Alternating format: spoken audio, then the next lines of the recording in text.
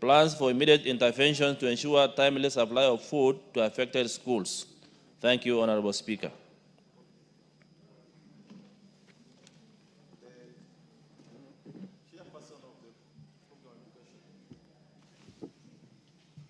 The chairperson on Committee on Education. Education, yes, this question is directed to that committee. The Honorable Isairo, how long would you? Let's do it first week upon resumption of after recess. But did you hear the question? I'll get the statement. Yes, I had. Order. Did you hear the question? Yes. Okay. Now, on the issue of Education Committee, this was communicated yesterday by the Speaker. And this goes to all the chairs of committees. They said only have a chair of a committee and a vice chair. The idea that now committees appoint members of parliament to come and respond to questions is abominable, because the reason we appoint chairmen of committees and their vice chairs is that they have responsibilities and they are paid for those responsibilities. And so this has to go to all the chairs. The issue of keeping on delegating without authority is not a good idea for the proper working of Parliament. The Honorable Akuja. Thank you, Honorable Speaker. Honorable Speaker, I'm surprised by this particular committee, or rather the Minister of Education. I asked a question 3 weeks ago, and they gave 2 weeks as the time upon which they will be able to respond. This is the third week, and that particular response has not been brought. And this is not the first time this particular ministry is not responding to members' questions. And I wonder, even this particular chairman or chairpersons of these committees, I don't know what becomes of them. Like there is a question asked the chairperson, Budget and Appropriation Committee. He was supposed to bring the response on the 26th of June. That chairperson has not appeared in this chamber. I don't know what happens to chairperson of a Budget and Appropriation Committee when they become chairpersons. They cease to become members of this house. Honorable Atandi, since 26, I've not seen him. We are not We are not discussing the chairperson of the Budget Committee. Your matter is a very specific matter directed to the Committee on Education. And the committee so directed that the response to this will be filed the first week upon resumption from recess. Thank you. Now, the member for Machakos County, the Honorable Joyce Kameme, I think I saw her. Yes, go ahead and raise your statement.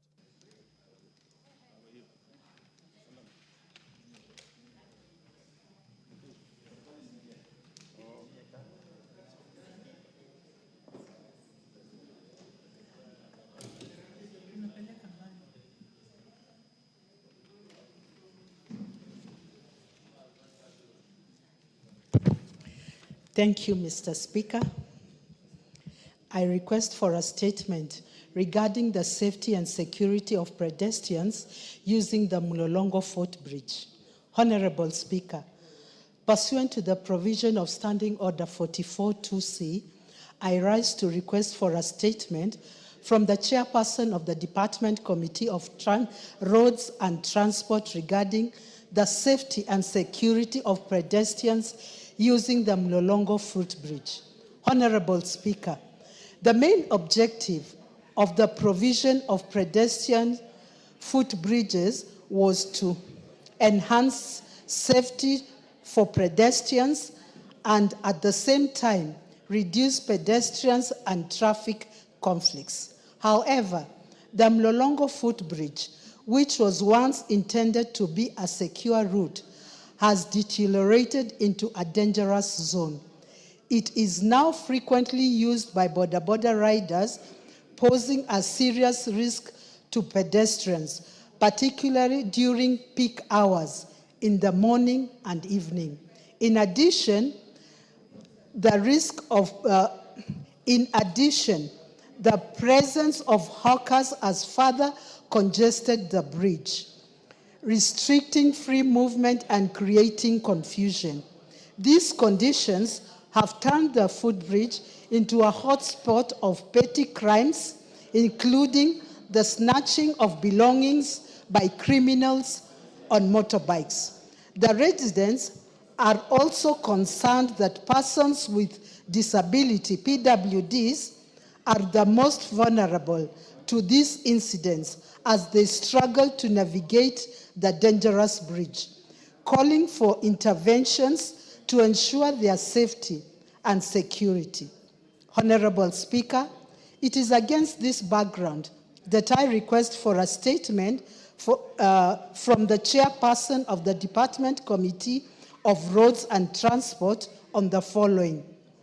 Measures taken to ensure the safety and security of pedestrians, particularly persons with disability, using the Mlolongo footbridge. Number 2, steps taken to regulate and support hawkers in a manner that safeguards their livelihoods, which preserving pedestrian safety when crossing the footbridge. And the third one, the immediate steps taken to stop unauthorized use of the footbridge by motorbike riders and the initiatives made to provide alternative routes or designate space for motorbike users, thereby reducing congestion on the footbridge. Honorable Speaker, thank you. Request for statement is directed to the relevant committee, the Committee on Transport and Infrastructure. Is the chairperson in the House?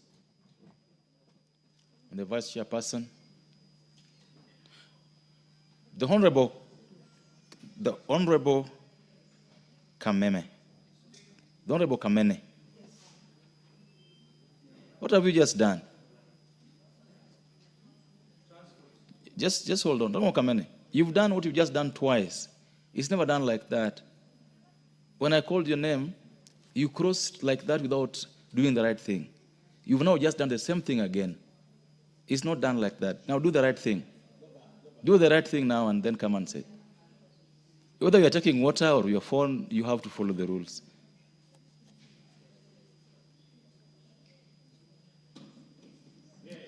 Well done. So the Honorable Dawood, are you the vice chair or the chair of the... Okay, go ahead. Thank you, Honorable Speaker. We will respond 2 weeks after the recess, after we come back. Okay. Thank you. The earlier communication I'd given still stands, that this House frowns upon chairpersons of committees who have taken responsibility and then now keep on pushing us all around because they don't want to come to the House. It's just not, because there's no way we're going to hold the Honorable Dawood responsible, and he's not the chair of the Committee on Infrastructure. But we'll hold you to your word on this. Sawa. Thanks.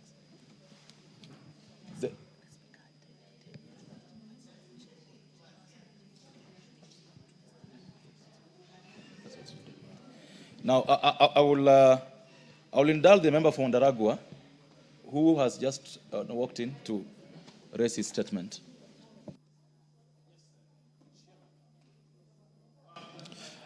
Thank you, Honorable Speaker.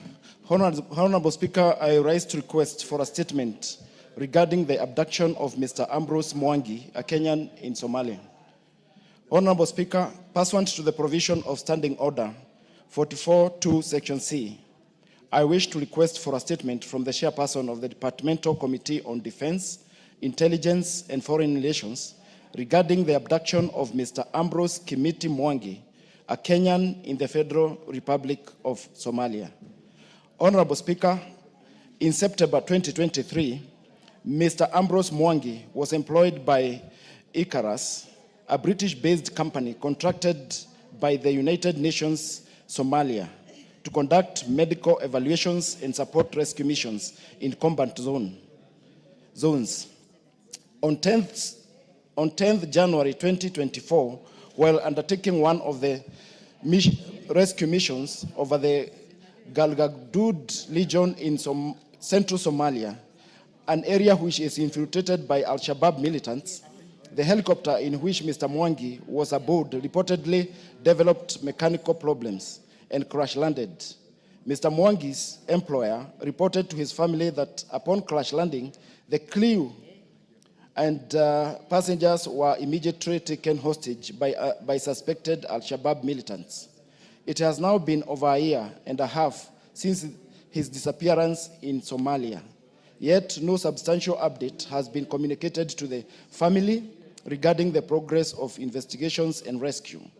The family remains in a state of distress and uncertainty, with no clarity on Mr. Mwangi's whereabouts or safety.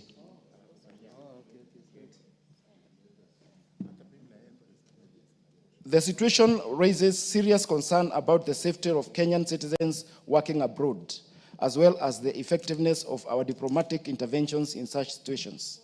Honorable Speaker, it is against this background that I request for a statement from the chairperson of Departmental Committee on Defense, Intelligence and Foreign Relations on the following.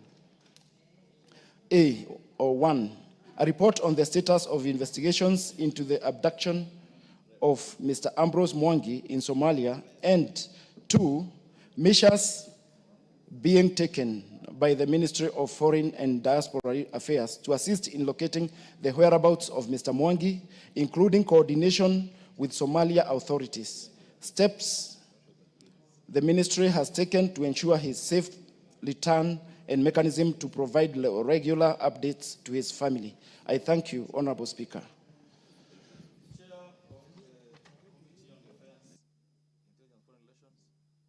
This question is, of course, committed to that committee. Where is the chair? Where's the vice chair?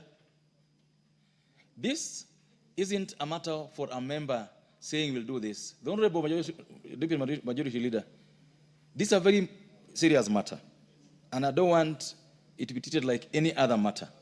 A Kenyan abducted abroad in a friendly country.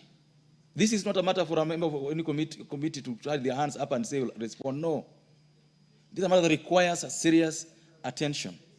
And so it's upon you, as the Deputy Majority Leader, to ensure that this is followed through, not just answered, but followed through, so that this House gets to know the fate of Mr. Ambrose Kimiti Mwangi. Go ahead.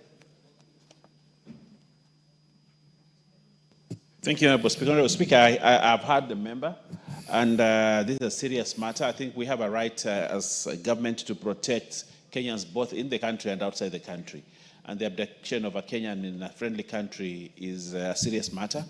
And therefore, I want to undertake to speak to the chairperson of Defense and Foreign Relations, because I think that's where it falls, so that we can expedite the process of making sure that this Kenyan is back in the country and safe. I'll do that, and much obliged. In any case, how long do you need to at least give the House a response to this? By tomorrow. Okay, great. That will be so good. Yes, by tomorrow. And we hope that you keep your word and give us Okay, thank you. a response tomorrow. Is Honorable Kirima now in the House? If he's not, then we go to responses to statements raised earlier. And your order paper, you can see there are 3 responses to be given by the Committee on Education. Those are statements requested by the Honorable Bonaya, one by the Honorable Anthony Oluoch, and another by the Honorable Anna Muratha.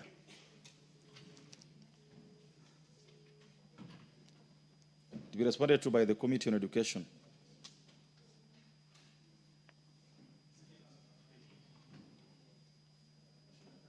By the chairperson of Committee on Education, the vice chair,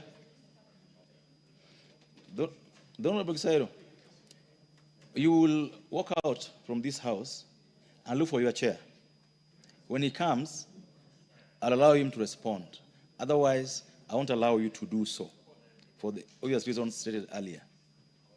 Yes, look for him or the vice to. Okay, good. So those questions will not be responded to for that reason. And I don't need to belabor that going forward, the House will not allow an ordinary member to respond to questions on the floor, because you have chairs and vice chairs. This is the order from the Speaker. And the chairs better take note and act accordingly. Next order.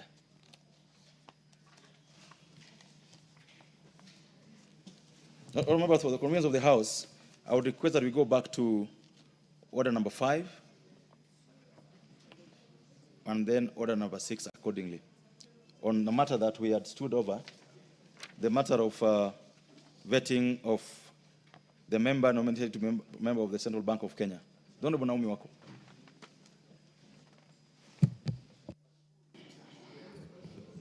Honorable Speaker, I beg to lay the following papers on the table of the House today, Wednesday, 13th August 2025. Joint report of the National Assembly Departmental Committee on Finance and National Planning and the Senate Standing Committee on Finance and Budget on the approval hearing of a nominee for appointment as board member of the Central Bank of Kenya. Thank you, Honorable Speaker, and I lay.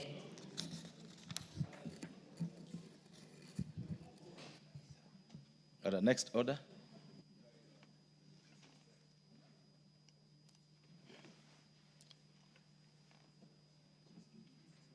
You can go ahead to give the notice of motion. Yeah.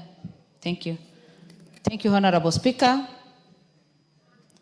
I give notice of motion on co-chairperson Joint Parliamentary Committee on vetting of the nominee as a member of the board of the Central Bank of Kenya.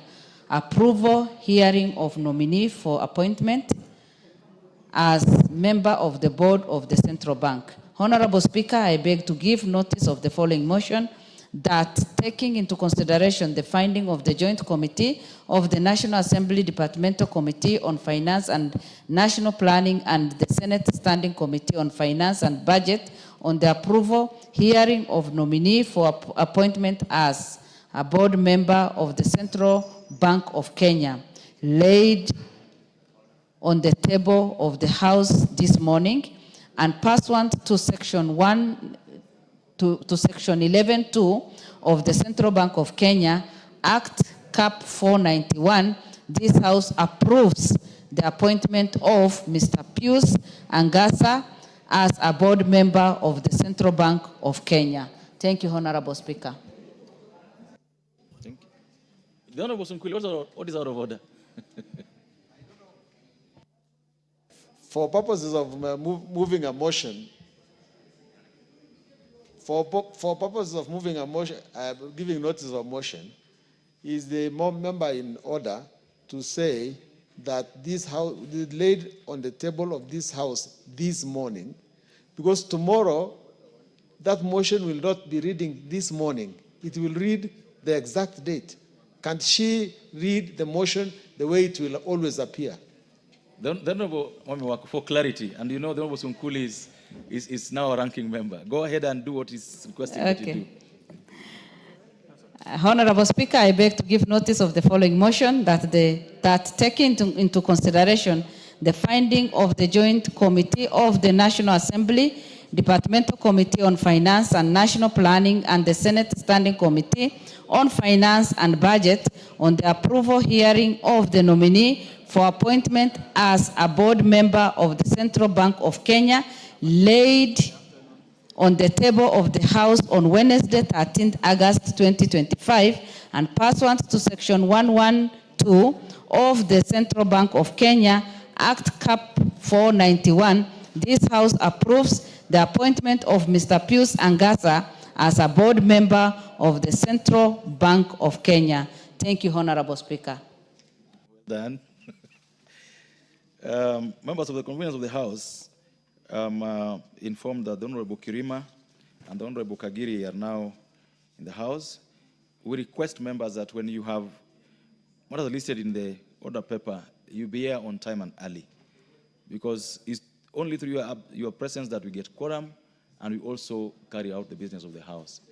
So the Honorable Kirima, go ahead and request your statement. Thank you, Mr. Speaker. Sir, I'm very sorry that I was caught up in a very bad jam. Thank you.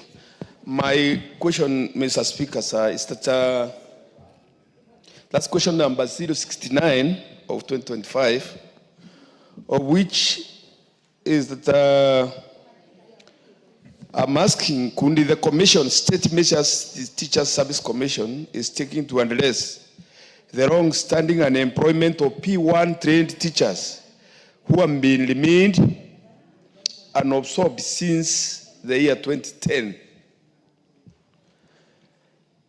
Number 2, can the Commission explain why teachers who attended promotional interviews for ND teachers and deputy ND teachers positions were overlooked, despite some having served in the acting capacities for over 5 years, relegating the same teachers to regular classroom roles in the same schools? 3, can the Commission state the reason why teachers from Central Imenti constituency were overlooked, whereas junior teachers from other counties were promoted and deposited to schools there in Central Imenti? Thank you, Mr. Speaker. The chairperson of the Committee on Education. There's a question to you regarding the absorption of P1 teachers who have remained unabsorbed since 2010. I hope you heard the question. How long do you need to respond to that question? Thank you, Mr. Speaker. I think because we are heading for recess the first week when we are back, because we shall actually, this issue, we've been handling it with the committee, especially of the 45 years and above, and the several P1 teachers who actually cleared their courses from 2009 up to now, and many of them have not been absorbed. So they brought us some statement a few weeks ago regarding the member for Keses, but the figures were not adding up. So I shall combine this particular question with the other question, so that I will have a comprehensive report to the House immediately we are back from recess. Thank you. Okay. I think we leave it at that and wait for the report from the... And the question is elaborate, the Honorable Chair. I want you to get time to look at the order paper. It's a very elaborate question on P1 teachers, on promotions, and specifically now on teachers from Imenti Central. The Honorable Kagiri. Thank you, Honorable Speaker, for being magnanimous enough to indulge us. Honorable Speaker, pursuant to provisions of Standing Order 44-2C, I wish to request for a statement regarding the effect of the ban by the government of the United Republic of Tanzania on operation of foreign businesses by non-citizens, particularly Kenyans.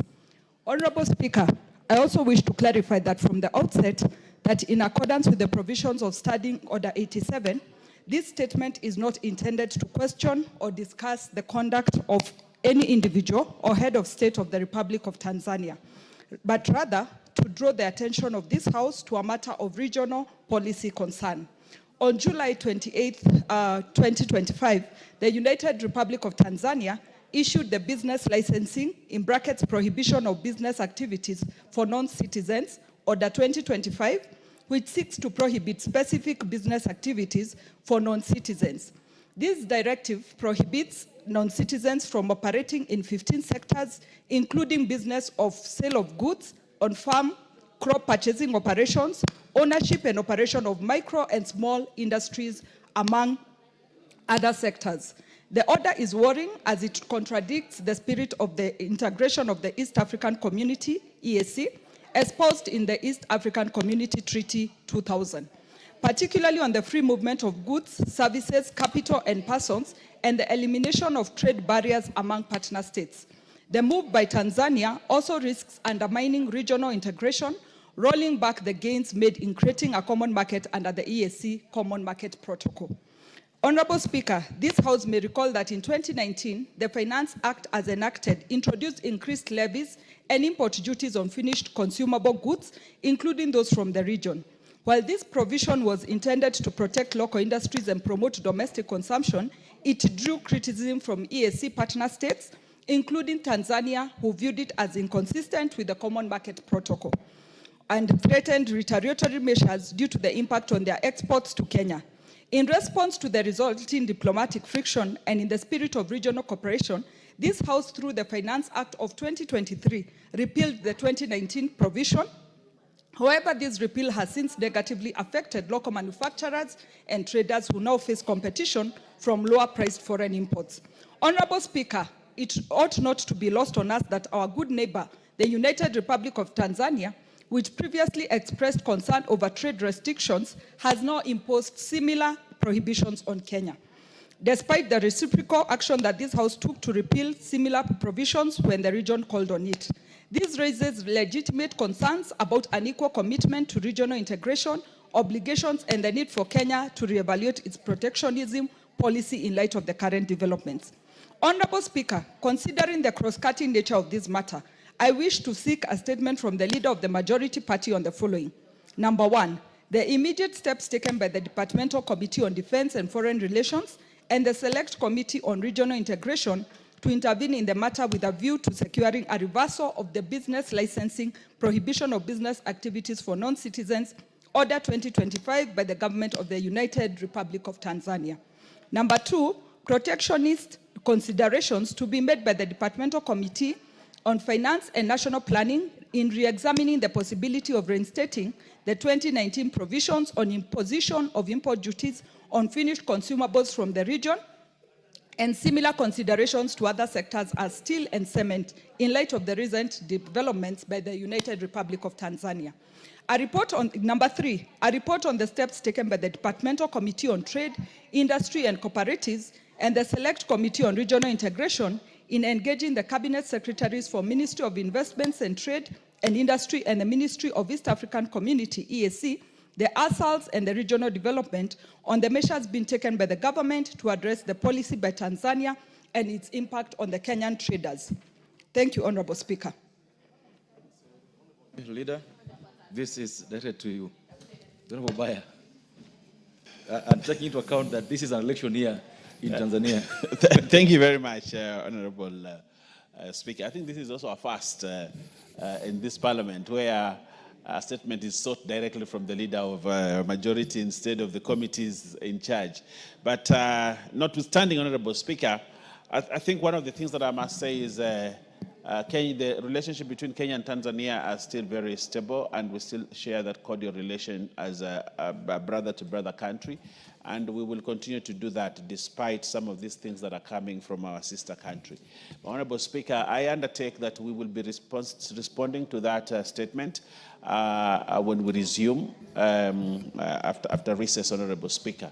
And in view of that statement, we look forward to actually strengthening the relationship between Kenya and Tanzania going forward.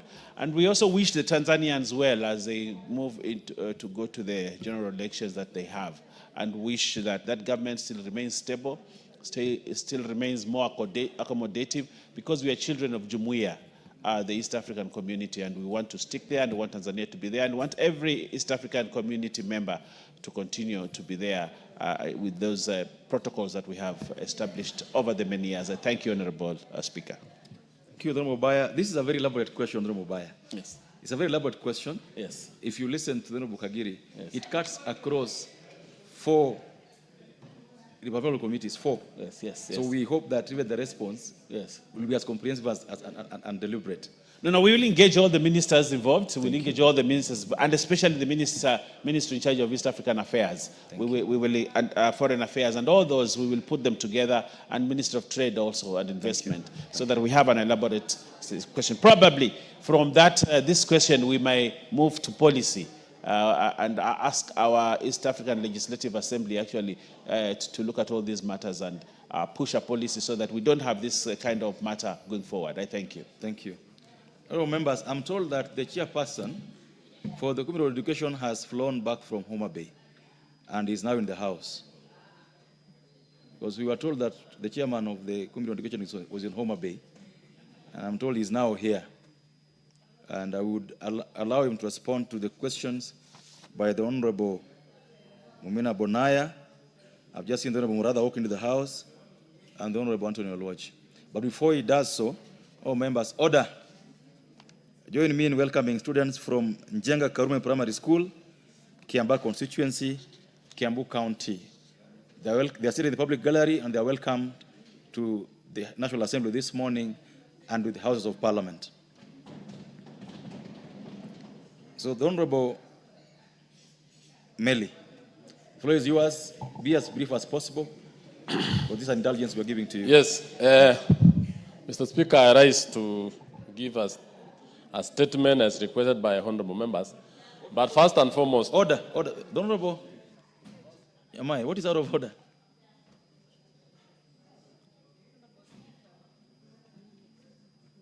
The next one. Okay, thank you. Thank you, Honorable Speaker. Honorable Speaker, I just realized that the Honorable Major Bashir is back to the House. I do not know whether he has finished his punishment. Remember, he was asked to withdraw something that he had said in the House, and he refused to withdraw. I do not know whether the punishment that he was given by the Speaker, whether he has finished, because I think it was a very long punishment. And I can see him very happy seated on his seat. Thank you. So, Thank Mr. you. Speaker, I think he has not finished. Thank you. The Honorable Bashir.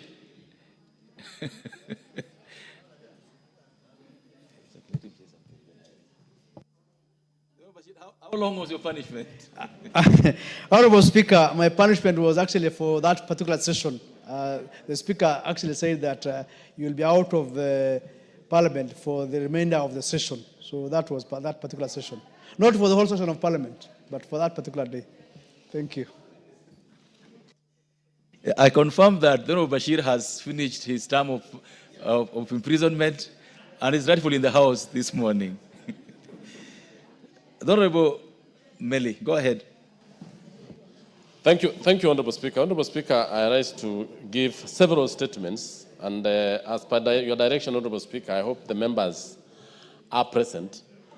But, Member for Isiolo, I will start with yours because I have several statements, requests for statements from Member for Isiolo. I also have a request for statement from the Member for Ann Murathe Mugo from Kiambu. I also have a request for statement from Antonio Luoch and Tindi Mwale. Honorable Speaker, as a Committee of Education and as a ranking member, we had agreed, and I know I can't go against your direction, that in the spirit of running the committee as one, and in the, we always discuss these issues with the concerned State Department, and the members who are within the discussion would be able to present on the plenary. Order. So, Honorable Speaker, Order. Yes, thank you. The Honorable Meli. Yes. Yesterday, and I will say, with all respect, I want to say this from the chair. That when the Speaker made a ruling yesterday, I took it upon myself. I personally called you and told you of the Speaker's ruling yesterday as your friend. I did that yesterday. Now, there is nowhere, and I've said that this morning, where we'll allow chairpersons to start having their own kangaroo agreements with their members to shirk their responsibilities. And so that agreement that you've had with them is thereby quashed, and it should never be heard about in the floor of the House. Honorable Speaker, the Honorable Member for Isiolo, Honorable Mumina Bonaya, had requested a statement, and the report is as follows. All the 18 schools have been approved to be junior schools. In fact, 12 of the 18 schools have already received capitation. The registration of names and provision of bank details. The table below provides details regarding each of the schools. Honorable Mumina was asking the status of registering schools into junior schools. And the schools are as follows. Yagasadi in Isiolo, the name is code is AQYG. All that received capitation in second term. Abagase also received capitation. All the way to number 6, Mercy School, they received capitation in second term. And the last school, Dololo Dakie in Isiolo, also received capitation in second term. So all the schools had requested by Honorable Member for Isiolo have actually been registered as junior schools and had received capitation, and they have been indicated. I wish also, we wish also to indicate that the construction of grade 9 classrooms The county has equitably done in the context of available resources, driven by the need to promote access, especially in the marginalized areas. In Isiolo County, for example, 82 classrooms have been constructed and completed. Thank you, Honorable Speaker. Yes. That is for the member for Isiolo. And then I have also for Honorable Abdul Haro, who is our member of Education Committee. Yes. Kiambu County. Member for Kiambu County. Thank you. Mumina, allow him to finish this, then we can take all of them together. Yes. There is a statement. Yes, let me respond to the one for Kiambu County. Yes. A request for a statement regarding challenges facing the Kiambu National Polytechnic sought by the Honorable Anne Morathe Mugo, MP. Honorable Speaker, the State Department responded as follows. A report on the steps being taken to recruit at least 400 additional trainers for the Polytechnic ahead of the September 2025 intake.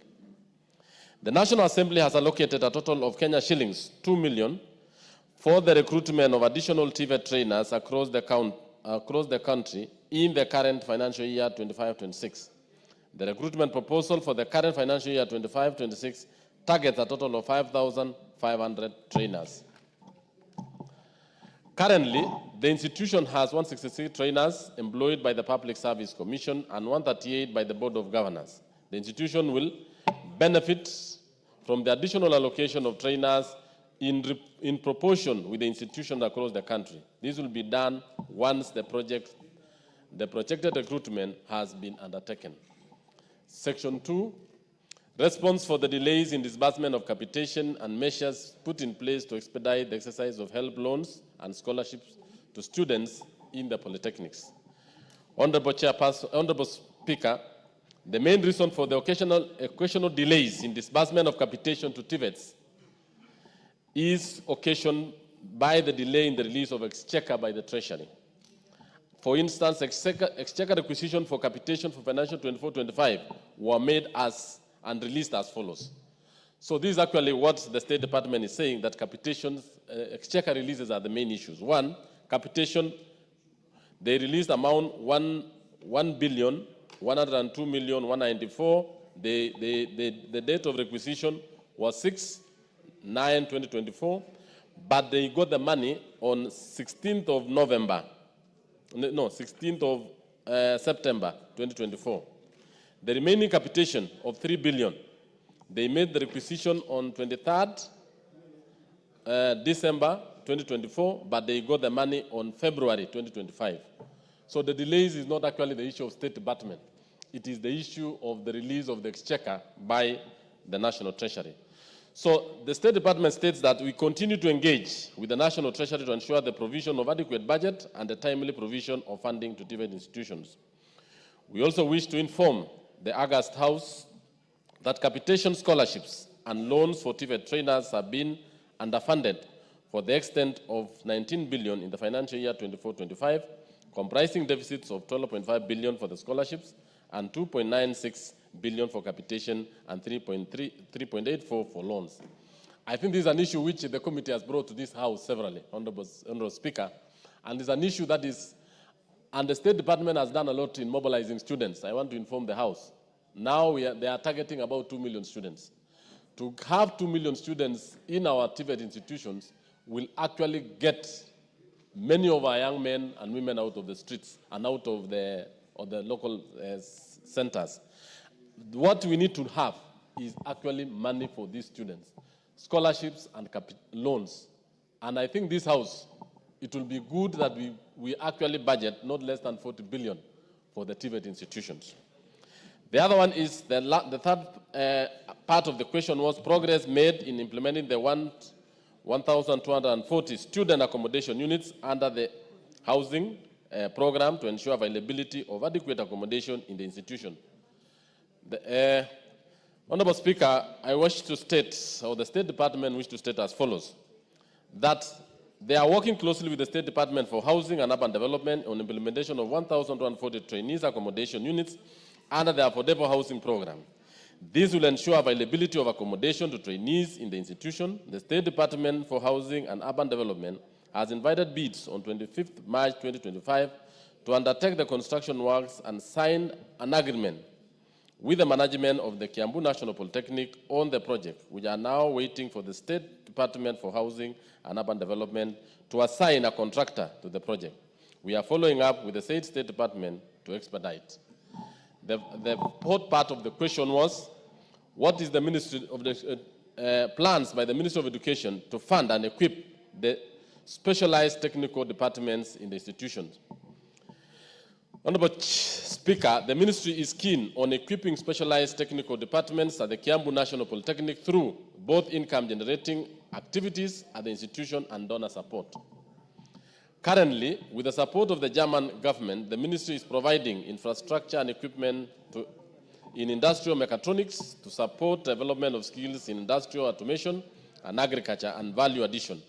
So for the project has procured basic equipment in supporting the delivery of dual training and the provision of ICT equipment to enhance delivery. The second batch of equipment on the heavy training equipment are at the evaluation stage of the procurement.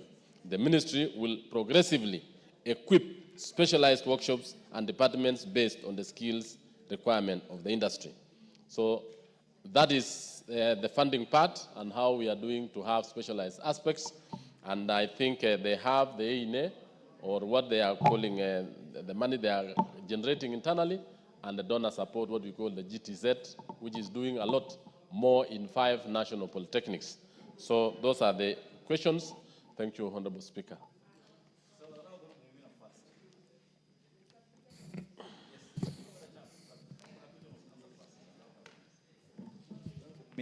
Thank you, Honorable Speaker. Honorable Speaker, I would like to thank the committee chair for the response they brought to the floor of the House on registration of junior secondary schools in my school, in my county, sorry. But Honorable Speaker, the reason why it took my intervention to have this school registered it has everything to do with how the ministry is misusing NEMIS to deny funding to the schools and delay registrations of our schools. In my county, I have so many schools where, while the schools register students on NEMIS, on this end, their details are removed. And the funding that they send to those schools are less than what is required and the number of students that they are keeping in those schools. Mm-hmm. Similarly, they are using NEMIS to deliberately delay registrations of schools because they don't want to send resources to these schools. So, Speaker, this is a matter that seriously needs to be looked into, and we can't move on like this. We can't go on like this because every time head teachers are crying to us saying that there are debts that they're not able to pay because they are keeping too many students in the school, and on this end, the ministry is sending less than what they've registered on NEMIS. Wait, Honorable Chair, this is a very straightforward matter that I think we don't need to do a back and forth on it. Yes. Yeah. The member standing on the aisle, you either be on the right or the left of the aisle, but you can't stand on the aisle for 10 minutes. This should be straightforward. Yes. Yeah. Thank you. Thank you. Mr. Speaker, I agree with the honorable member. And this is an issue which the committee has been really pursuing every other time, in the sense that every other time the students captured in NEMIS and the actual students in the school has not been adding up. So that is why the Committee on Education did actually petition the ministry and the CS to make sure that we have a comprehensive application where it will be able to capture all the students and be able to have a modern system where the students in school physically and the students captured at the ministry are the same. Okay. That is why they proposed the introduction of chemis, which is going to be used from basic all the way to university. Okay, so great. I agree with you, and that is why they are doing that correction. Thank you. Sometimes there's nothing wrong in the committee. Isiolo is not in Uganda or Tanzania, it's in the country. Why can't the committee just do a spot check? The schools one of these days. If members of parliament are saying their schools, the numbers are 800, but the others are saying are 400, the committee can just do a spot check in 3-4 schools and give us a report. Why do you want to depend on the report of the ministry? Just Chair. spot check. Mr. Speaker, I just want to say this. Our committee has really been having spot-on checks across national polytechnics, across universities, and we are actually on top of it. Even the other day, we are proposing to visit schools to find out the relationship between the actual students in classroom and the students captured on NEMIS, and even the SECPI projects. In fact, in this recess, we are supposed to move around all the schools on that particular matter. You're waiting for that report. The member for Kiambu.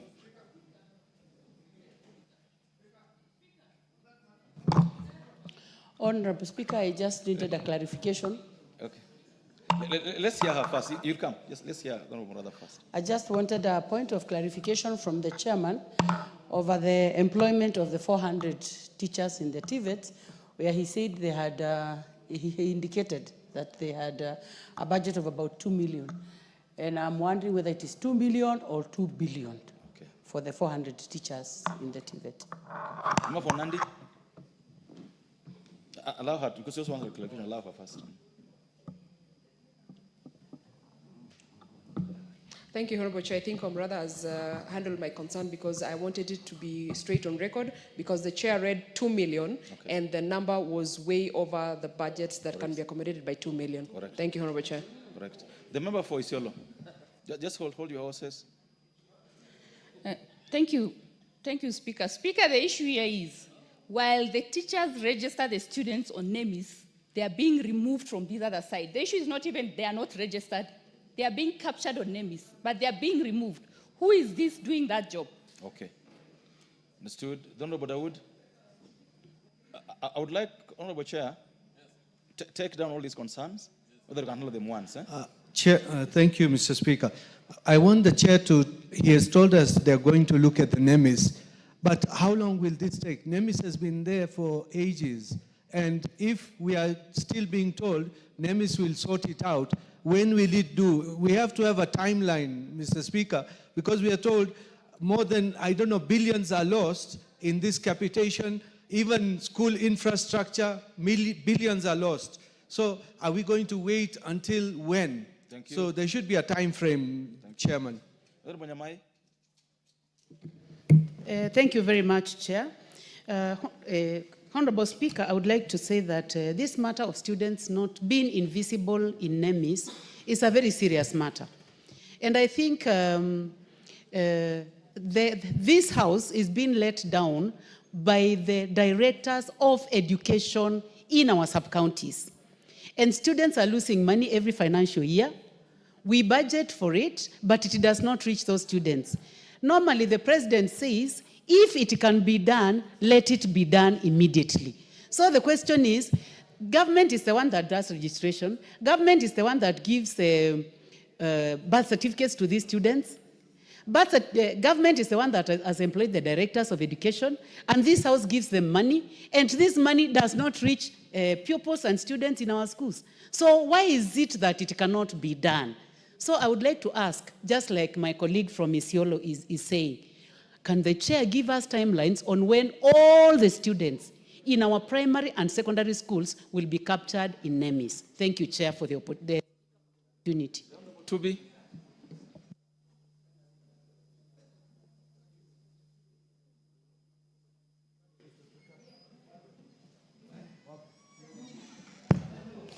Okay. Thank you, Mr. Speaker. This is a matter which has been going on for a long time. The issue about the NEMIS. For us to get the real students who are in every class, every school, NEMIS does not agree with even the head count of the students. I have tried from my constituency, I have tried to get the number of students in all those schools because I pay for them. But what won't happen is that I'll try to get 3 sources. 1 is head count of students. 2 is the class register. 3 is NEMIS. NEMIS does not agree with any of those ones. And why you don't have, I've even gone to the Ministry of Education to try to know exactly why this thing is happening. And The principals and the headmasters out there are told that when they try to feed the system, that thing kicks back. I don't know, it doesn't go through, that's what they are saying. Why is this thing happening? Is it a corruption? Because I believe that there must be something corruption or sort of, which is going on in this area. Thank you. Member for Makwiny.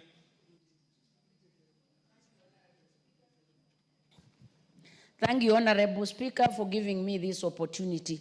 Actually, the issue that is being discussed on this floor is a very thorny issue. In my constituency, we have many schools, almost all schools have students who appear in the register, they appear in everything else in the school, but never in the NEMIS. Teachers have followed this process because I've demanded, you cannot come to complain to me when you can go to the ministry and have your records done. I don't know what's wrong with the sub-county leaders, because every year in, year out, this data is not being captured. There is always this flimsy excuse that some students do not have a birth certificate, the birth certificate does not match with the ID of the mother. I mean, as a government, how can we not sort such petty issues? Thank you. And why have we employed people? Thank you. Then, Honorable Speaker, we need to have a balance sheet. If the money does not go to the school, where does it go?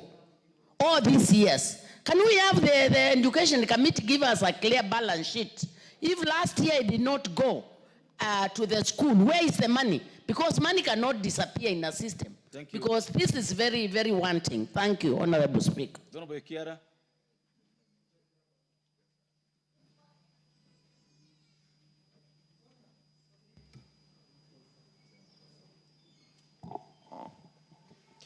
Sorry, Honorable Speaker, thank you.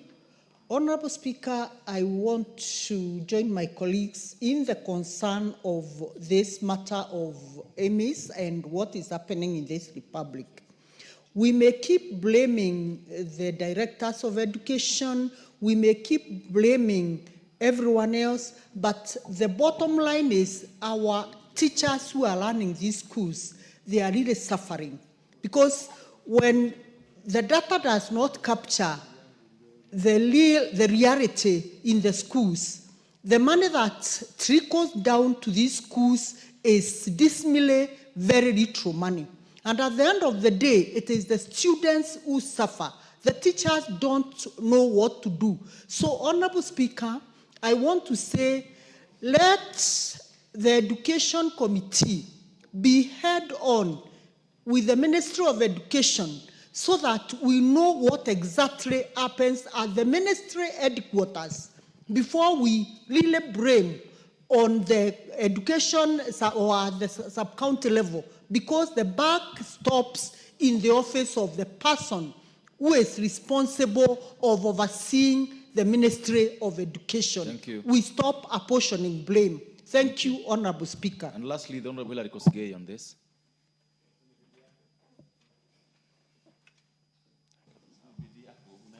Thank you, Mr. Speaker. If every member had an opportunity to contribute, the story will be the same across the country. And Mr. Speaker, technology is meant to help and to solve complex issues. Which is this technology that derails that function, Mr. Speaker? I think, Mr. Speaker, it is fair that you give a direction that within a specific period of a month, for example, the Ministry of Education goes out to clean and to capture every student in the Republic of Kenya and come with a confirmation to this House that every student schooling in the Republic of Kenya is now captured in NEMIS, so that we close this matter once and for all. The Honorable Ngurus.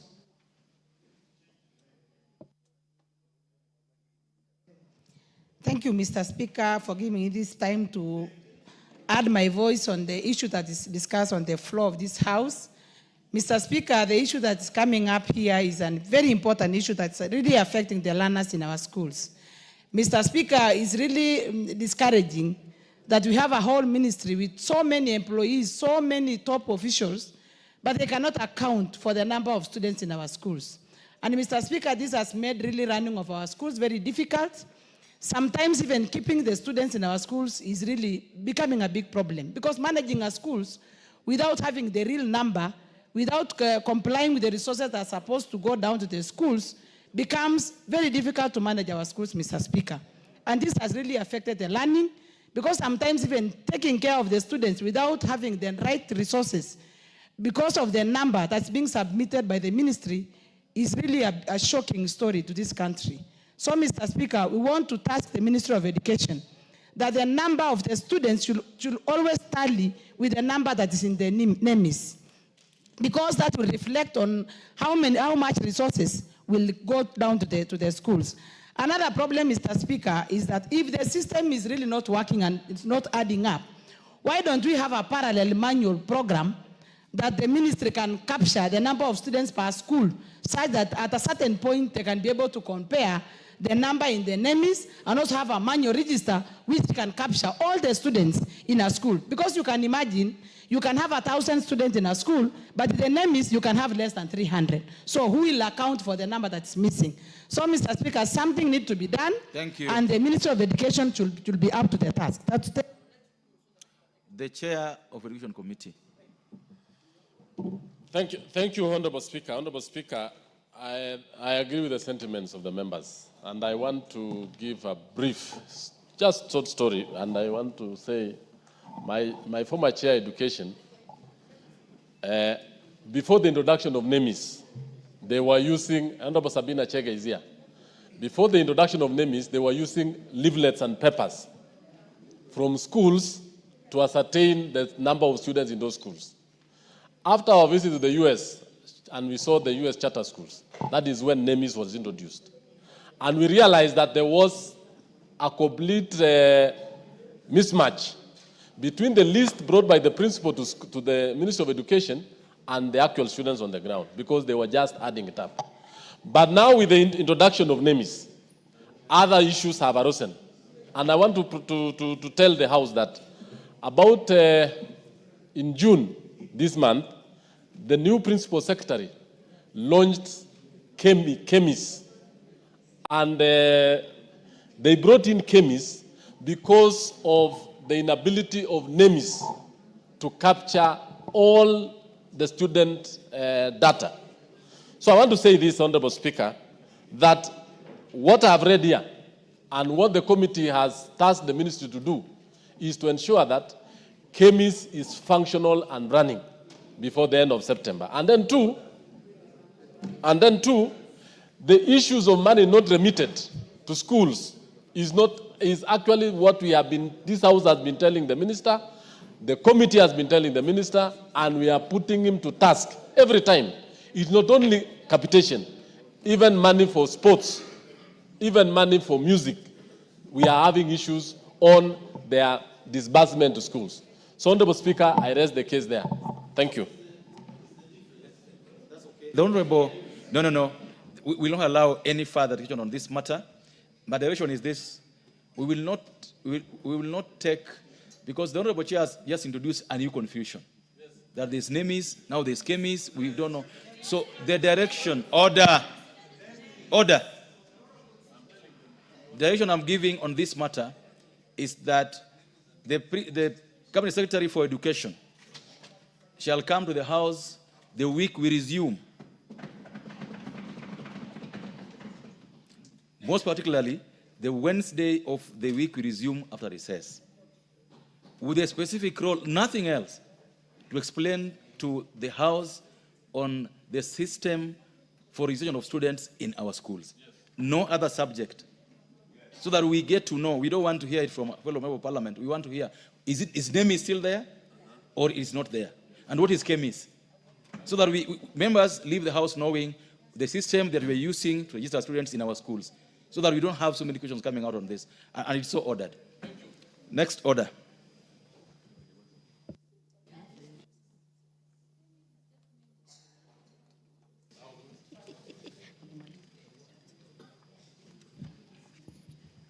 Order number 8, the Breastfeeding Mothers Bill, National Assembly Bill number 8 of 2024, second reading. Question to be put.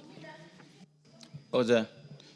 Now, honorable members, debate on this motion, or this bill was completed last week, and I now put the question. Order. I now put the question that the breastfeeding mothers bill, National Assembly Bill number 8 of 2024, be now read a second time. Will as many other opinion say aye? Aye. Will as many other contrary opinion say nay? The ayes have it. A bill for an act of parliament to make provision for breastfeeding mothers, to provide for employers' obligations towards breastfeeding working mothers in the workplace, to provide for baby changing facilities for use by the public and for connected purposes. Next order. Order number 9, the County Government's Amendment Bill, Senate Bill number 25 of 2023, second reading. Question to be put. Members, debate on this bill also completed, and I now put the question. Order. I now put the question that the County Government's Amendment Bill, Senate Bill number 25 of 2023, be now read a second time. Will as many of that opinion say aye? Aye. Will as many of the contrary opinion say nay? The ayes have it. A bill for an act of parliament to amend the County Governments Act to increase the threshold for removal of a member of a county executive committee and for connected purposes. Next order. Order number 10, motion, expression of concern on the Middle East conflict. Question to be put. All members, as you remember, the debate on this motion also completed last week, and therefore, let members have a chance to vote either way. Order. All members, the motion is on expression of concern on the Middle East conflict.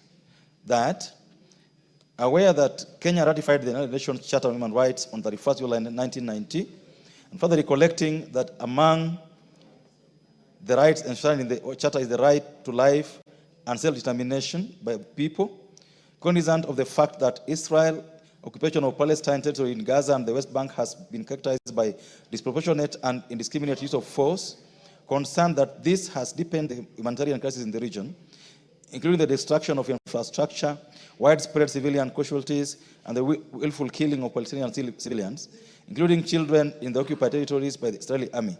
Noting that these grave breaches amount to war crimes, flagrant violations of international humanitarian law, and crimes against humanity, concerned that the recent escalation of hostilities between Israel and Iran, including cross-border strikes and retaliatory attacks, threatens to engulf the wider Middle East region in conflict, recalling that Kenya has previously suffered attacks on its soil as a result of the Middle East conflict, including the 2002 attack on the Paradise Hotel in Kampala, appreciating that the United Nations General Assembly recently passed a resolution demanding an end to Israel's unlawful occupation of Palestinian territories and urging compliance with international law, further appreciating the urgent need for international community, including regional powers and the United Nations Security Council, to intensify diplomatic efforts aimed at achieving an immediate ceasefire, facilitating humanitarian access, and initiating inclusive peace negotiations in the Middle East. Appreciative of the role Kenya has played regionally and internationally in global peace initiatives and in mitigating violations constituting crimes against humanity, and in solidarity with the Palestinian civilians subjugated by Israel, this House now expresses deep concern over the dangerous escalation in hostilities in the Middle East and threatens international peace and security across the Middle East and beyond. 2, reaffirms Kenya's proactive commitment to a peaceful resolution of disputes through negotiation, diplomacy, and adherence to the principles of the United Nations Charter. 3, urges all parties to the conflict to protect civilian lives and infrastructure in accordance with the Geneva Conventions and international humanitarian law, and to exercise maximum restraint and immediately cease further acts of aggression, including aerial bombardments, missile strikes, and other forms of military escalation. And 4, calls on the international community, including the United Nations and regional powers, to intensify diplomatic efforts aimed at the escalation and restoration of dialogue and a return to the frameworks of international law. Will as many of that opinion say aye? Aye. Will as many of the opinion say nay? Ayes have it. Order. Order number 11, motion, consideration of Senate amendment to the Land Amendment Bill, National Assembly Bill number 40 of 2022. Question to be put. Oh, members, order. Order. Oh, members, We're in business of the House, so you'll have to be orderly. Debate on this bill, of this motion, was also completed last week, and therefore proceed to put the question that the Senate amendment to the Land Amendment Bill, National Assembly Bill number 40 of 2022, be now considered. Will as many other opinions say aye? Aye. Will as many other opinions say nay? Ayes have it. So members, before we proceed with the next order, join me in welcoming students from the following schools seated in the public gallery: Ramu Girls Secondary School, Mandera North; Ramu Day Secondary School, Mandera North; Takaba Boys Secondary School, Mandera West; Sheikh Ali High School, Mandera North; Kandolo Comprehensive School, Kilome, Makwiny; and Ngutu Primary School, Tigania East, Meru County. The students are in the public gallery, and they are welcomed for our proceedings this morning under the House of Parliament. The Honorable Bashir, and you do the honors for all the schools. Thank you, Honorable Speaker. I want to take this opportunity to welcome all the schools that have visited the National Assembly this morning, and I want to urge them that it is a place of honor, and you will learn a lot. In particular, I want to send my facilitation to Sheikh Ali High School, Ramu Girls, Ramu Day, and my neighboring school of Takaba. And I ask them that join us in seeing what Parliament and parliamentarians can do. And I'm sure that as you grow up, you'll be able to take up some of the roles that we do here currently. And I'm sure you came back from the music festivals and you did very well, and congratulations at the same time. So you are most welcome to the National Assembly and within the precincts of Parliament. Enjoy your time. Welcome all of you. All members, as you're aware, the students are here to visit us. It's not a business of the House, and they are all welcome for our proceedings. Next order. Honorable Tubi, what is out of order?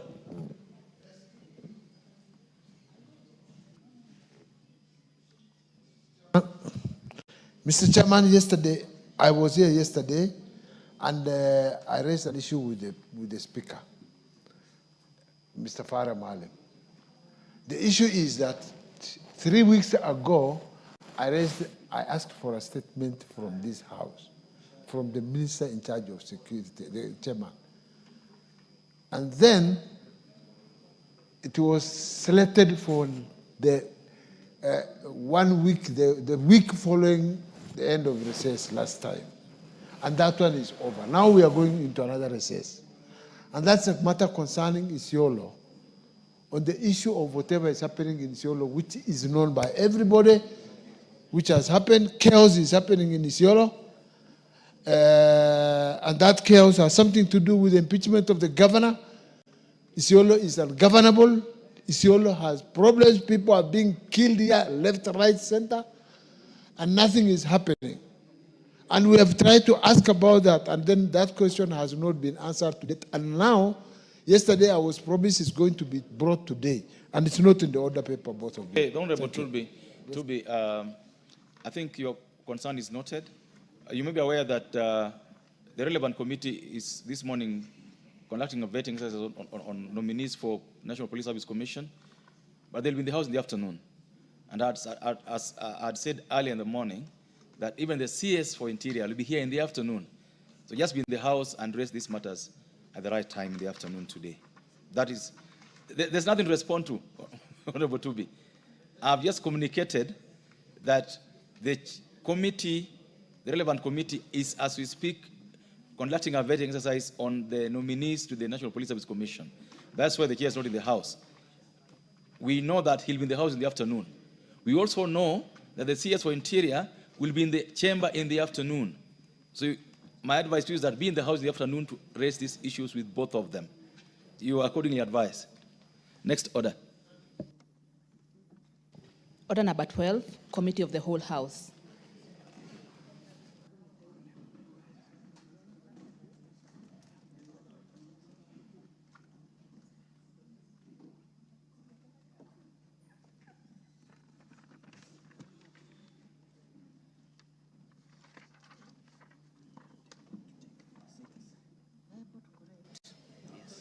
So we have these two.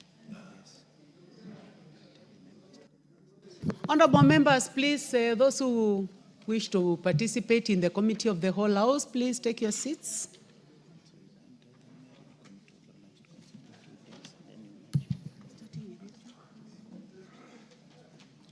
So, honorable members, we are considering the Senate amendment to the Land Amendment Bill, National Assembly Bill number 40 of 2022. By the Honorable Kengara. Kengara, you are in the house. I can see you are seated in your place.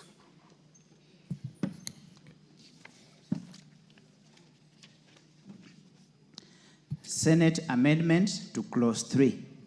I propose the question that Senate amendment to clause 3 be now approved. There is no amendment to this, so I now put the question that the Senate amendment to clause 3 be now approved. As many as of that opinion say aye.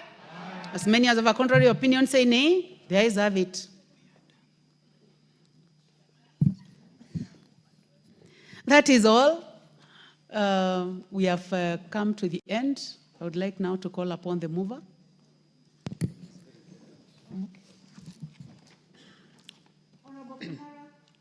Honorable Chair, I beg to move that the committee do report to the House its consideration of the Senate amendment to the Land Amendment Bill, National Assembly Bill number 40 of 2022, and its approval thereafter without amendment.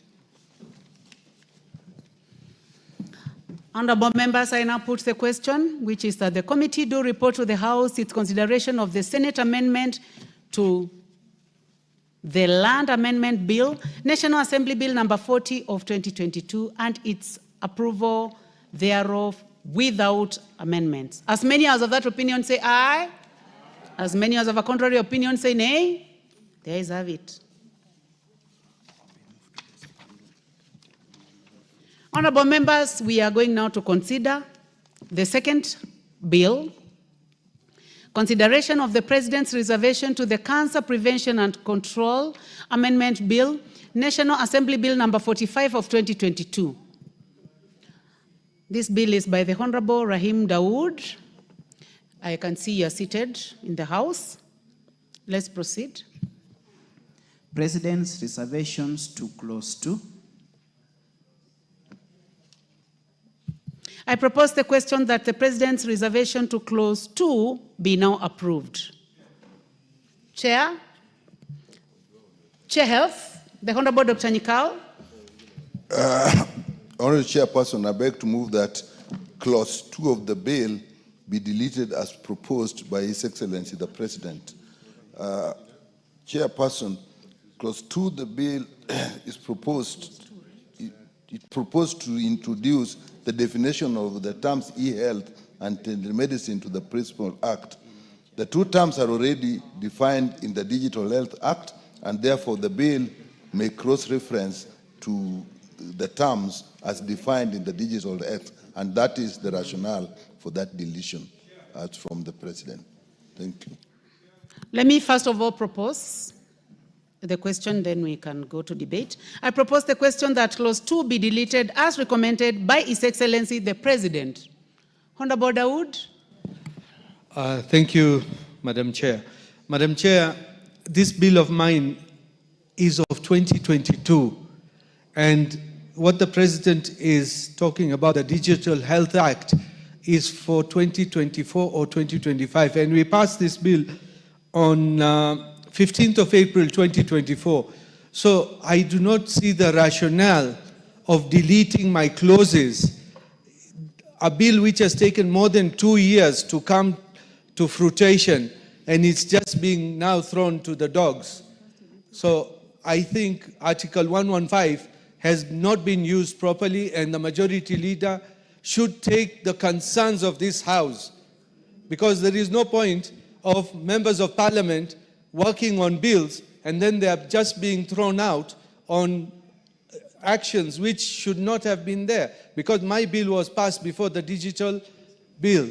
So, Madam Speaker, I oppose this, and it should go on record to the Speaker and the majority that this is not the way to treat members of parliament, because there is no point in doing a bill for 2 years, and even the Ministry of Health was involved in this bill. Yeah, we fully hear you, but you know what you require to be able to oppose. Yes, I'll give you a chance, Majority Leader.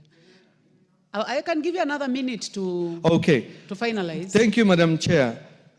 I understand I need 2/3, and that is why I'm saying there is mischief was done in the Constitution with Article 115 and even Article 223, which is being misused currently.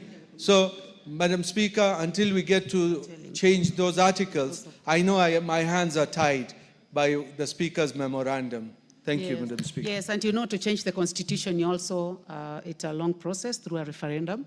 But I would like to state facts, because facts are important in this House, that this bill was concluded in this House, not in 2022, but in 2024, April.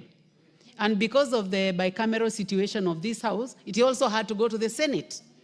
And it has been there for a long time, up to, I've requested the table to give us the exact month, but it is mid-2025. So this House has not made any mistake. We are just following the process. And you are right, even to oppose, it's your right. I would like to give a chance to the Majority Leader, but then I'll still go back to the Chair before we put the question. Proceed, Honorable Baya. Thank you very much, Honorable Speaker. Honorable Speaker, that is what democracy is about, Honorable Dawood. That you have a constitution which you have to abide by. I also had my bill here in the same floor of the House. It went for assent.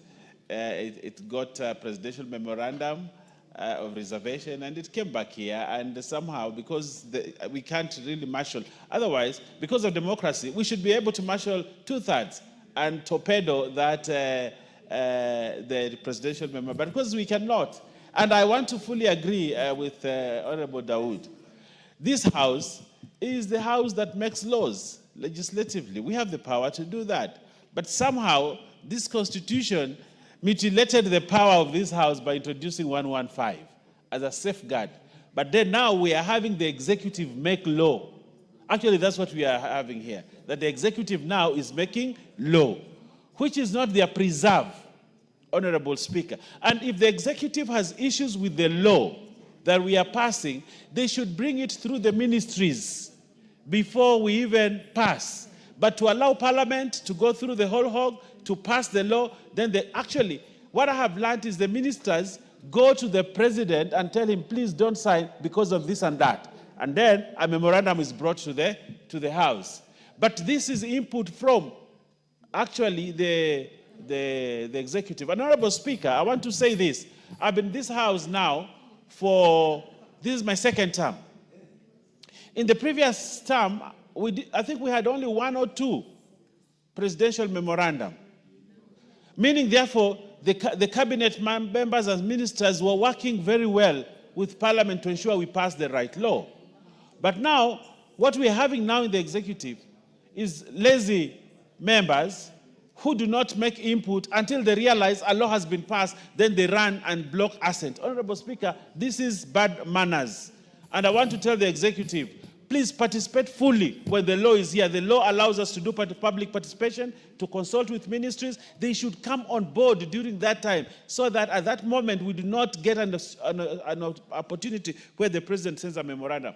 Right now, I think we have the memorandum that was for my bill. There's a memorandum that is for your bill. There's a memorandum for the member for Lamu East.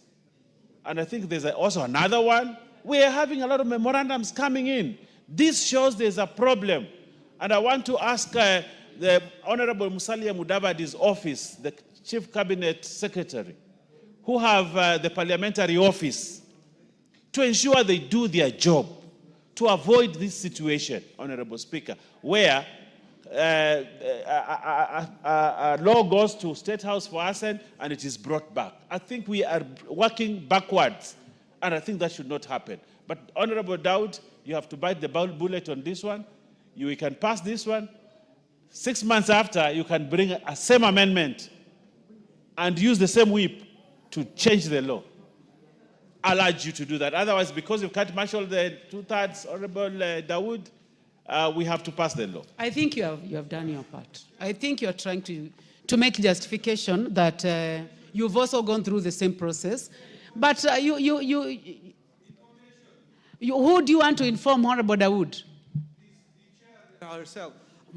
No, before you inform the chair, I'll give you a chance to inform him, but I would like to give a chance to the chair on the deletion. Chair, what has been stated is what the law is. We have said here many, many times that the Constitution has given the executive the opportunity to make law, even if we call it through the back door. But unfortunately, that's what it is. But there's another issue that we look at, is the processes, how we handle our process, the speed with which. In my view, what happened in this case is that the time it took, the Digital Health Act came behind this, moved on, and was signed. So by the time this bill is getting, the vellum is getting before the president, the Digital Act is already a law. Therefore, reference can be made to it. If it had gone before the Digital Health Act, in my view, what would have been sent back would have been the Digital Health Act with the information that what you are referencing to is already in the law. So I think our processes, we must also be careful what they do to our bills. Thank you, Chair. There is a point of information from the Honorable Dawood.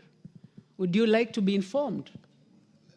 Information kills nobody. Let me hear the information. Okay, please go ahead and inform the Honorable Dr. Nikal. Thank you, Madam Chair. Madam Chair, this bill was back from the Senate last year in November, and the Health Committee accepted the changes early, I think, in February. So it came back from the Senate last year, not this year, May, as you have been told by the clerk. So that is the information I want to pass. Anyway, thank you very much. But for the record, we have consulted, and this is the order of events. This bill was passed by the National Assembly on the 24th of March. On 27th of March, 2024. It was passed by the National Assembly on that day, passed by the Senate and returned on the 16th of November, 2024. 26th November, 2024. Senate amendments also passed on 15th of April, 2025. And now we have received the reservations from the President on the 1st of July, 2025. So that's how it is in terms of order of events. But most important is that we need to put the question and make a decision. So, honorable members, I now put the question that clause 2 be deleted as proposed by His Excellency the President. As many as of that opinion say aye. As many of a contrary opinion say nay.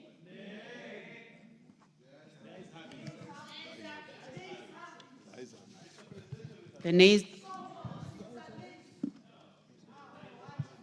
The ayes have it. You do not have the numbers.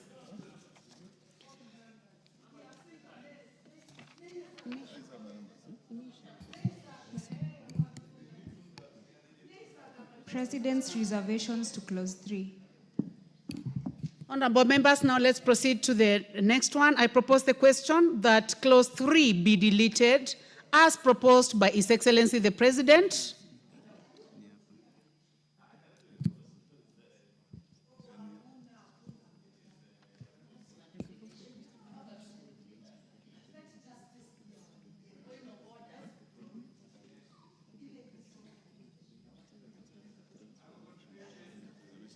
Honorable members, I would like to take that again.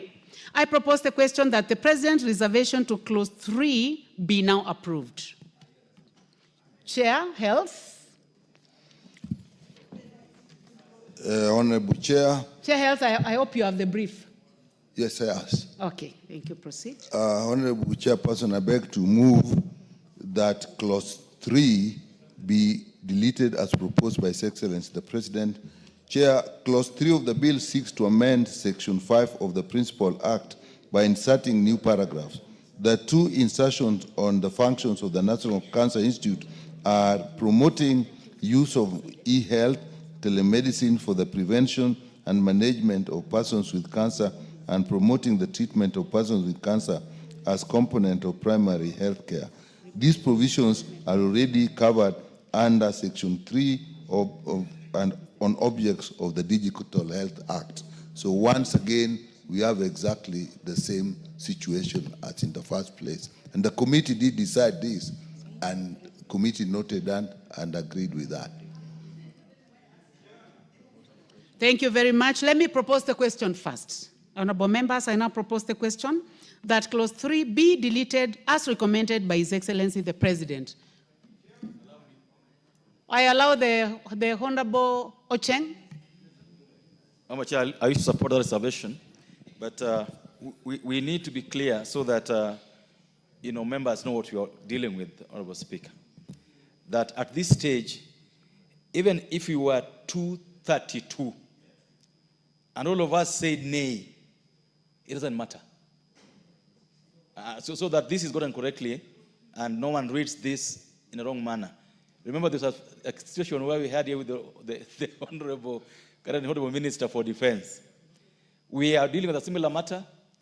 There was pandemonium in the House, and it's clear that for us to be able to overturn the President's reservation, we must raise the requisite numbers.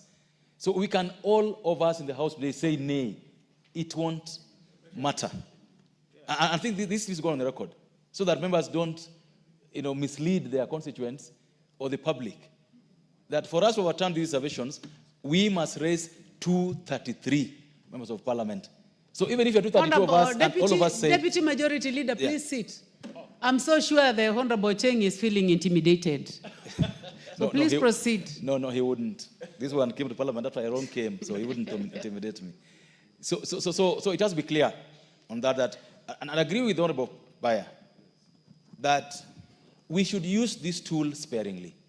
The tool that is the presidential reservation should be used extremely sparingly, and above all, it should not be used to stifle a law that has been passed by Parliament. Honorable Chair, I always mourn. It's a bill I brought to this House 3 times. It was passed in those 3 times, went to the President, and I was told about the President's interventions and the resign 1 year later. And that's why I believe that even us as Parliament, we should try to get away of disciplining this. Otherwise, the body that makes law is Parliament, not the Presidency. And we should try to ensure that the issues that come with the President are, in my opinion, extreme circumstances, exceptional circumstances, unforeseen circumstances, not any matter willy-nilly. I support, Madam Chair. Thank you. I have a point of order from a member for Kilgoris. What exactly is out of order? It's just a point of order because I wanted to add on to what our friend... But would you like me to give you a chance to contribute instead of adding? No. It's just a point of order. That actually to emphasize the fact that it is always a default position. The default position is that the ayes have it. If the Speaker is not clear, or if the Speaker knows that the eventual answer is that they are not 2/3, even if they had more voices saying nay, the default position in this petition is they have it. The ayes have it. And it's as sympathetic as this problem might be, because apparently I always thought the Honorable Bayer, being a very strong leader from Kilifi of the UDA party, has a lot of access to His Excellency the President. This position, the leader of majority should have access, because if the voice of the advisors becomes stronger than that of the leader of the majority, it is going to have a lot of problems. Because maybe it's not even the cabinet secretary, maybe it's the advisor who went and said this thing should not be like this, and we'll be getting legislation from State House instead of getting legislation from this House. Thank you. Honorable members, we are not debating. We are in the committee of the whole House. You can only say something if I give you a chance. And you know I'd given you a chance to say something before.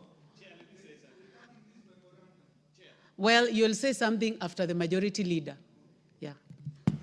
Chair, I want to draw this House to the time when the current Cabinet Secretary for Defense, Honorable Soipan Tunya, was on the seat where you are. And we were handling the presidential memorandum reservation on the finance bill. On, I think it was on charging a tax on SMS and 3 items that the president had brought in as a reservation. And I remember I was a very faithful member of ODM. And when this matter came up, we actually marshaled the numbers, if you remember, Simba. We marshaled the numbers, and we said we were ready. And because we did not want those reservations, and we had said for the first time we were going to torpedo a presidential memorandum. What happened is that we lacked the numbers, I think, by 5 people. 5 people. And when the question was put, everybody said nay in this House. But the Honorable Soipan Tunya, because she was aware of the rule 115, she said the nays have it. No, she said the ayes have it. And it became pandemonium. And the media and everybody else highlighted it and said that Soipan had made a mistake. But she was right. And when I sat there, I remember J.B. Muturi asked me one question. He said, Owen, how many were you? I said we were 230. So is it wrong that Soipan Tunya did what she said? I said she was not wrong. She was right. So I want to tell my ladies here, we don't have the numbers. We don't have the numbers to torpedo a presidential. What Dawood should have done from yesterday was to have marshaled 233 members here. That's what he should have done. He's a wealthy, very well-connected man. And he would have used his position to influence every member to be in the House so that we can actually raise 234. Thank you, Honorable Baya. The Honorable Dawood. Chair, I believe you've got the memorandum in front of you, and I've got it in front of me. It is flawed, and it is inaccurate in the sense, if you read the 4th line, it says the Cancer Prevention and Control Amendment Bill 2025. My bill is 2022 and not 2025.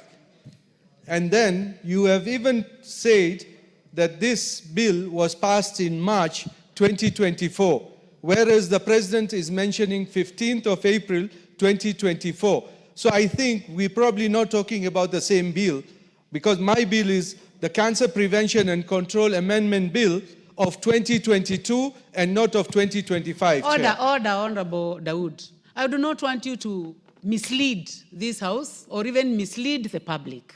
I would like you to go to that memorandum and read the first paragraph. And the first paragraph is clear. We are talking about the Cancer Prevention and Control Amendment Bill 2022. Chair, if you let me. So we do not have 2025. It is and you know, if we mislead, there is no need of misleading the public. You still have another opportunity to make laws in this House. Yes, I'll allow you. Chair, if you allow me, the heading is the Constitution of Kenya, referral of the Cancer Prevention and Control Amendment Bill of 2025. That is what it says. And it's not me. This has been signed in the office of the clerk, stamped, received on 30th June. So are we talking about the, you know, subsequent can be there, but there are errors in this memorandum. And these errors cannot go just like that. Maybe the president needs to be told to redo it again. I know I cannot marshal 233 members. That is out of question. Even if I were able to, I know half of them would not vote for it. And I don't have an issue. But this thing is flawed, Chair, and it should be brought back, taken back to State House and brought back properly. Listen. You know, Honorable Dawood, you are in your 3rd term, And I know that this doesn't happen every other day.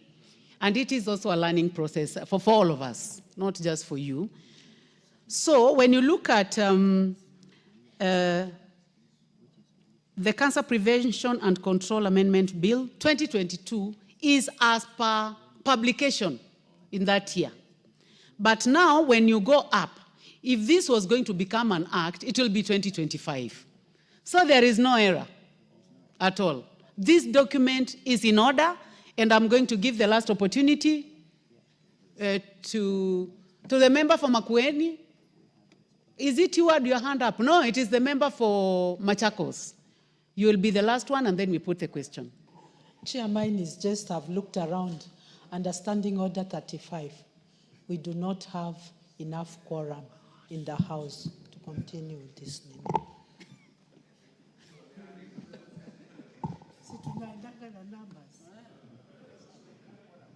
We don't have quorum.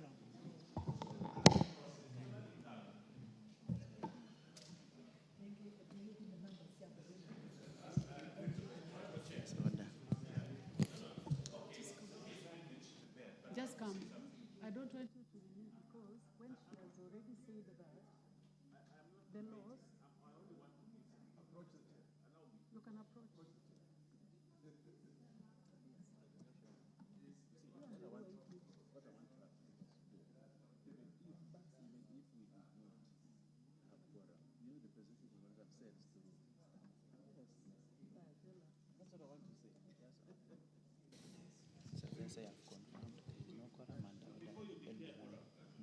What is out of order before I make the statement?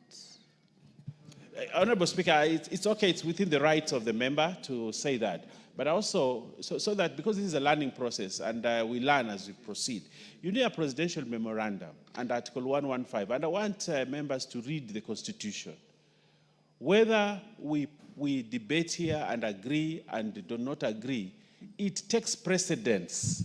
Order, Honorable. Order, Honorable Wenbaya. Now, I order that the bell be rung for 10 minutes. Unfortunately, the member for Taita Taveta, you cannot work out, so please come back. So let the bell be rung for 10 minutes.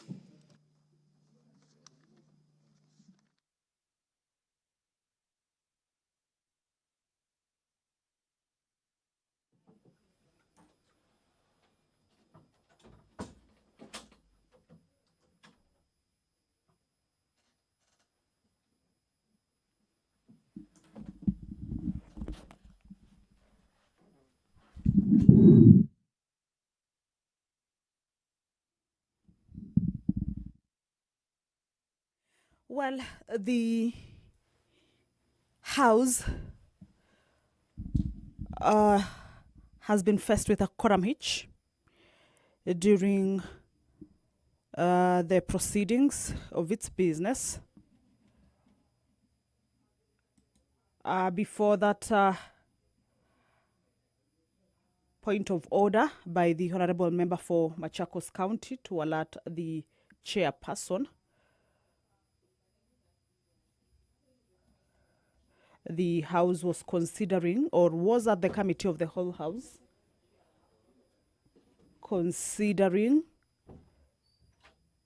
the President's reservations to the Cancer Prevention and Control Amendment Bill, a bill originating from the National Assembly and sponsored by the Honorable Rahim Dawood, and some of the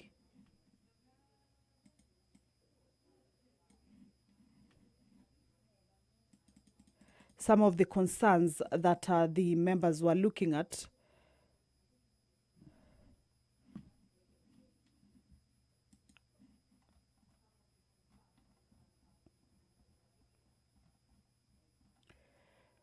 include clause 2, clause 3, as well as clause 4.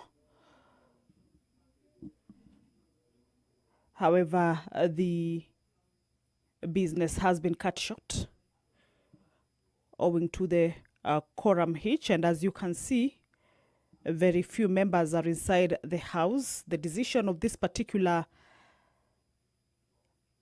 bill or the reservations on the vote just requires a simple majority, owing to the fact that as provided in the law, if there are any members who are looking to shoot down the amendments or the reservations or the recommendations as proposed by the president, would require 2/3, that is 233 members. However, the House as it stands now does not have enough members and perhaps cannot be able to raise it now, as had been indicated earlier by the deputy leader of the majority party, indicating that if the member who has sponsored the bill does not agree with the president's recommendations to the bill and wants the recommendations to be shut down, then he ought to have mobilized members to be able to get to the chambers and at least have enough members, more than 233, to be able to take a vote on the recommendations and to decide on the way in which he has given his position regarding the recommendations that are being considered on the floor of the House. However, with the number not present, then that would have just required a simple majority. However, the member for Machakos County rose a point of order to inform the chairperson, Honorable Rachel Nyamai, that the House, much as it's proceeding with its business, there is a quorum hitch during the proceedings of the House. This is as provided for in the House Standing Order number 35-1,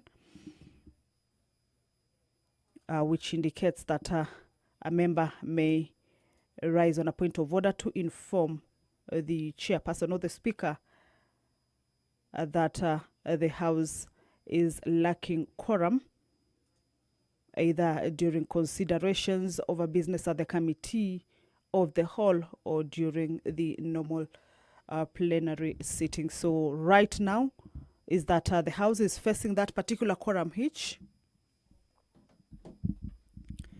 and the chairperson has directed that the bell be rung for 10 minutes. Normally, when the House is facing a quorum hitch, members who are present inside the chambers are normally not allowed to walk out. Of course, this is of course in line with the rules, and also not to jeopardize the already or the numbers that is already inside the House. And so members have to stick inside the chamber and allow the quorum bell to be on for those who are outside the chamber to be alerted that their presence inside the chambers is highly required, so that they can be able to make their way inside the chamber. And that bell is on for 10 minutes. Once that quorum is achieved, then the House will be able to continue with the business that was on the floor of the House. That was the consideration of the reservations, President's reservation regarding the Cancer Prevention and Control Amendment Bill, a bill originating from the National Assembly and sponsored by the Honorable Member Rahim Dawood. Standing Order number 35, paragraph 1, which talks about the quorum during the proceedings of the House, indicate that if at any time after the chair is taken or when the House is in a committee, which is the situation now, a member objects that there is not a quorum present, the Speaker or the chairperson shall count the members in the House or the committee, as the case may be. In this case, that is the Committee of the whole house.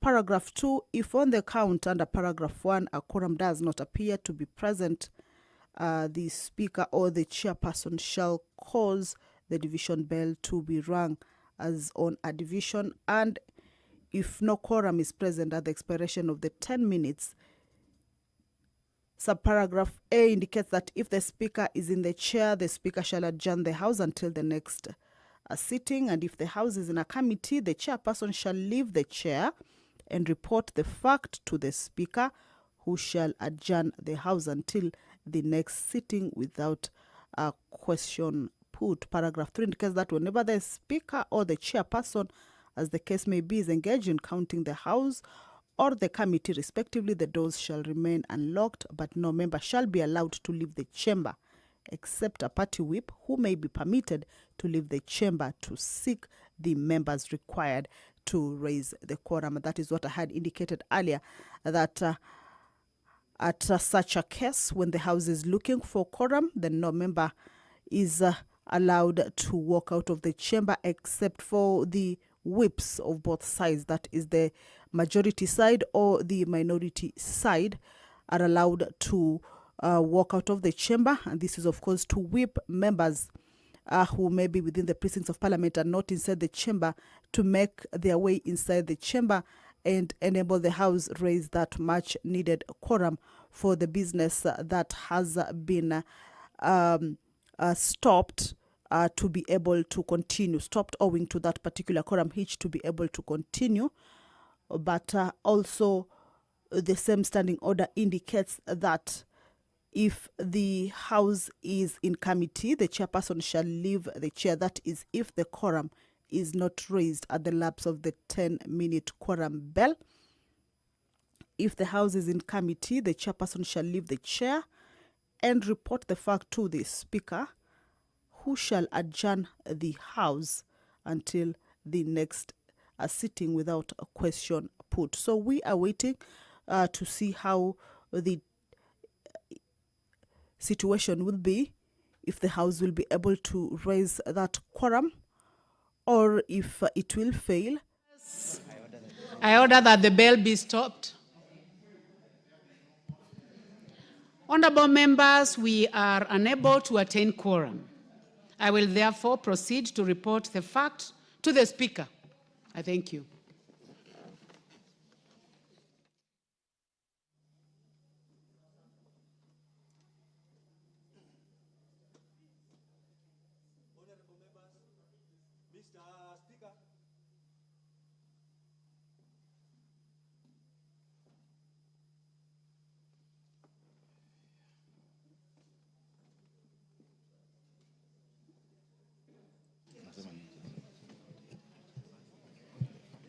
Chairperson, proceed.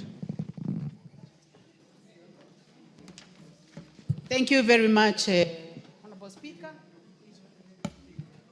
Thank you, Honorable Speaker. I beg to report that while in the Committee of the Whole House, the Honorable Member for Machakos County, Honorable Joyce Kamene, rising under Standing Order 35, objected that the House